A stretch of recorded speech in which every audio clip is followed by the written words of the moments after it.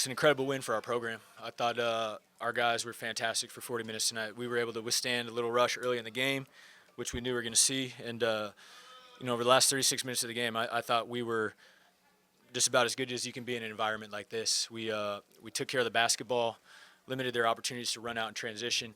We rebounded really well until about the last 8 minutes of the game. I thought we defended very well, limited their opportunities to get transition baskets, which is a huge key to giving yourself a chance to compete in here.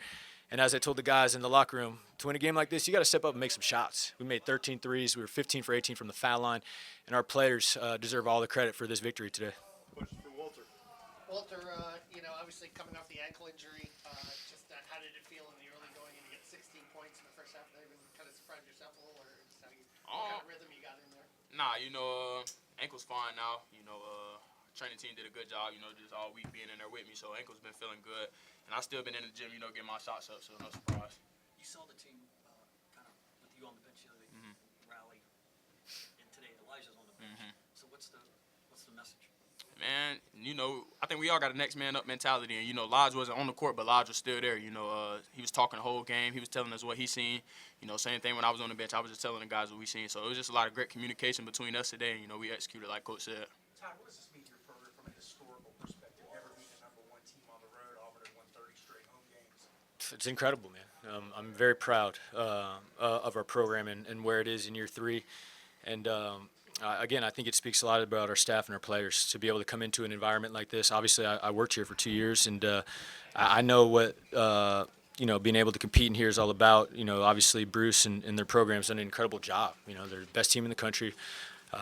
One of, if not the best environments in America. The crowd is just insane. You make one mistake and the place is going nuts. And again, I think the biggest key was the mental toughness of our team. We just executed for 37 minutes. In that second half, it felt like we were out there forever. And I kept looking up at the clock. It was still 13 minutes, 12 minutes. It just seemed like it was never going to run out. But at halftime, we talked to the guys about wanting to play 60 more minutes, not just 20. But no, it's a huge win for us. It's a really big win for us.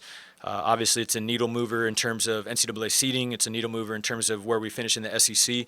And I'd be hard-pressed to believe there's going to be another club that's going to be able to come in here in conference play and get a win. Walter, 9 assists in the game, and I think the team had 22. Just can you speak to the execution and the ability to kind of find each other this game? Yeah, the ball was definitely moving around great today. Guys was just hitting shots.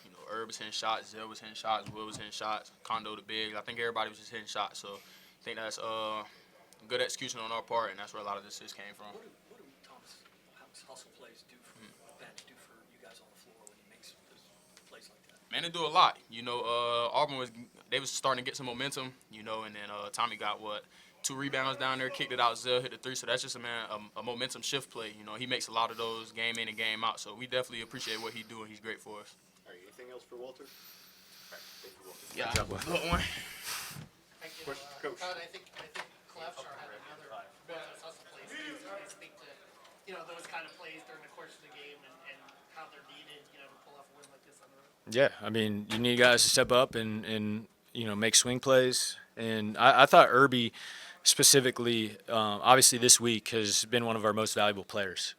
With Walter being out on Tuesday, stepped up, hit 2 big threes in the second half that extended that lead. And then today, those 2 threes in the second half, I think, again, on back-to-back possessions are close to it, were just huge shots. And, again, to win a game like this, you need plays like that. You're not going to hold them to 50 and, you got to step up and make some shots. And Irby, to his credit, has not gotten a great opportunity this year with these 2 injuries. It's been his time, and he's been ready. And I think that speaks to his professionalism, his toughness, and his unselfishness to be able to keep such a great mindset during a time where he hasn't been playing that much. Just following up on that, you've now been shorthanded the last 2 games, 2 huge wins. What can that do for your team moving forward in terms of depth and confidence and all that stuff? I think it's massive, and it's not something that you necessarily want to deal with. You don't want Walter Clayton to miss a game in the SEC. You don't want Elijah Martin to miss a game. Those guys have been so good for us all year.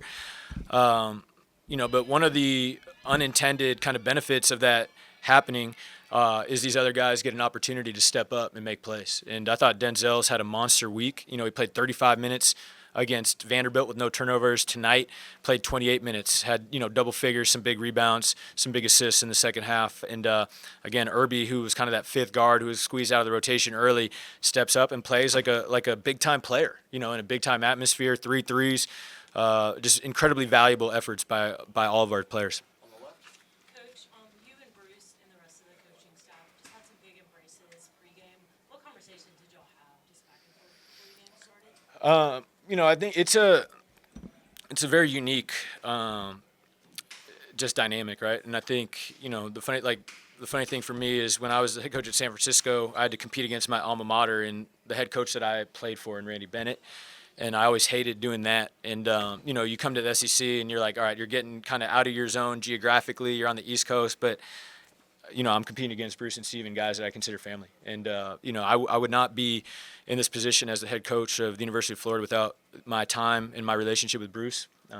He's made me so much better as a coach, better as a person, and is one of my role models and my mentors. And Steven, is one of my best friends, and we talk every day.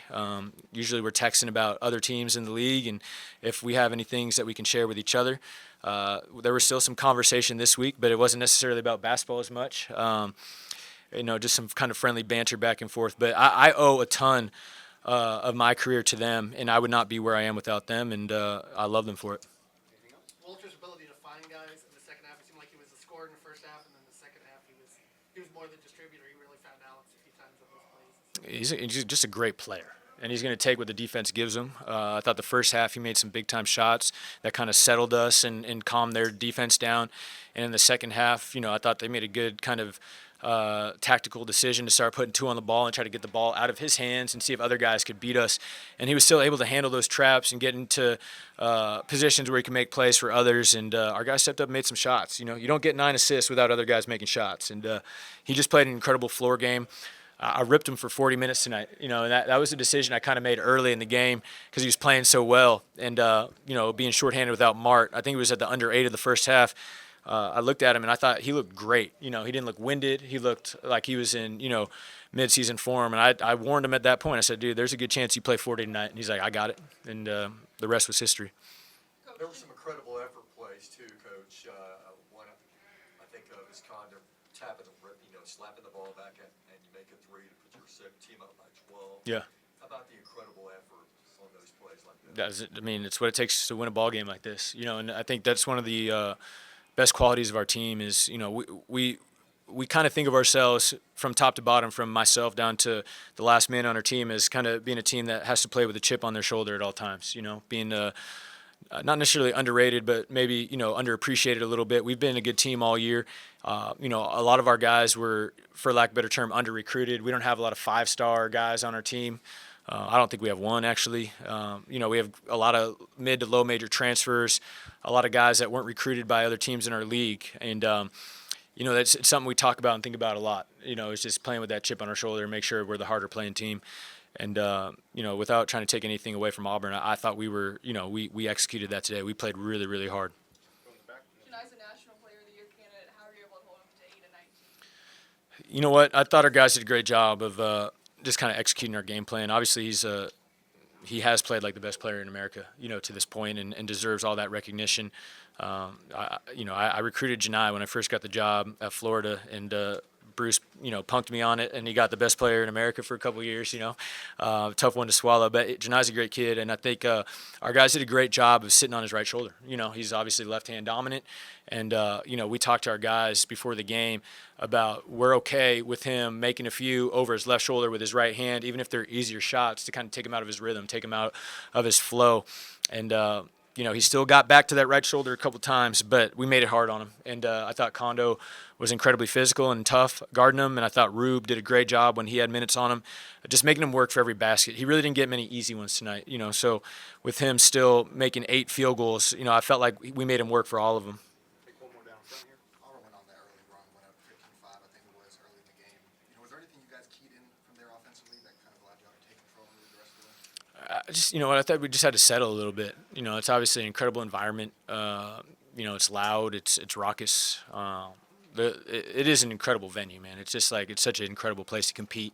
And, this was a huge game, right? 6 coming in to play number 1. Was supposed to be on ESPN before, Luka and LeBron both sat out, and we got moved to ESPN too. But everybody knew kind of how big this game was, and Auburn came out playing great, which we expected, and we knew we were going to kind of have to take some punches to survive and stay on our feet in this game. And it was kind of similar to when we came in here a couple of years ago. We had to take that first punch, and if we got settled and started guarding a little bit, making some shots, we thought we'd be okay. And really, after the first 4 minutes of the game, I thought we were able to kind of control the tempo, and we played at our pace both offensively and defensively, and we were able to execute. All right, thanks, guys. Thank you.